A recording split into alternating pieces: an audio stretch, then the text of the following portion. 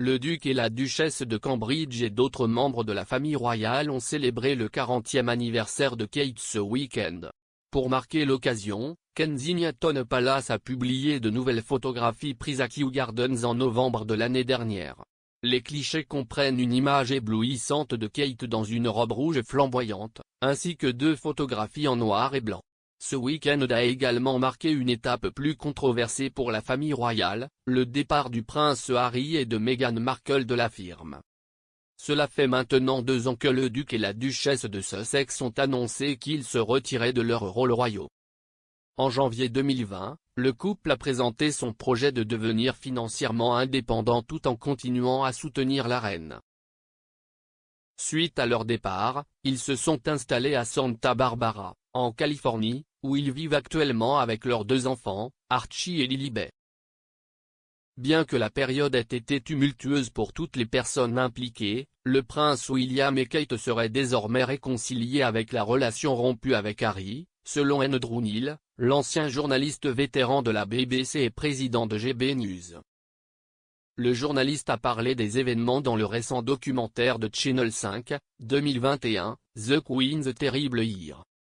Il a déclaré « Je suis à peu près sûr d'après ce qu'on m'a dit que le prince William et Kate sont réconciliés avec le fait que cela est cassé et que cela ne peut pas être mis en place.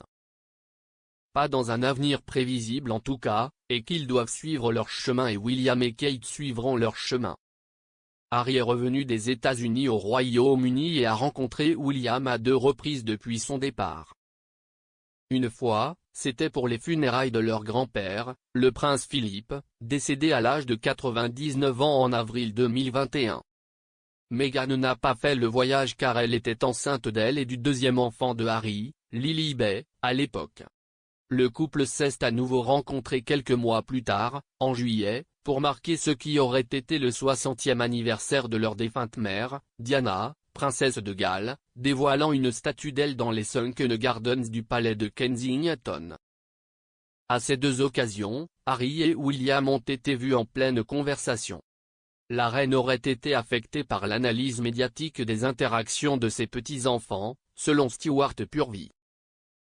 L'ancien directeur de la télévision et producteur de documentaires a également pris la parole pour le documentaire de Channel 5 et a déclaré « Cela doit être exaspérant pour la reine. Je ne pense pas que vous vous y habituiez jamais vraiment quand s'y est si proche de vous personnellement.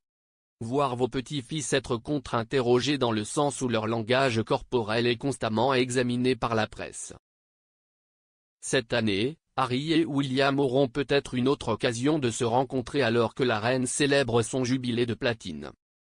L'événement historique, qui marquera les 70 ans du règne de Sa Majesté, aura lieu au Royaume-Uni du 2 au 5 juin 2021. The Queen's Terrible Year est disponible en streaming sur My5.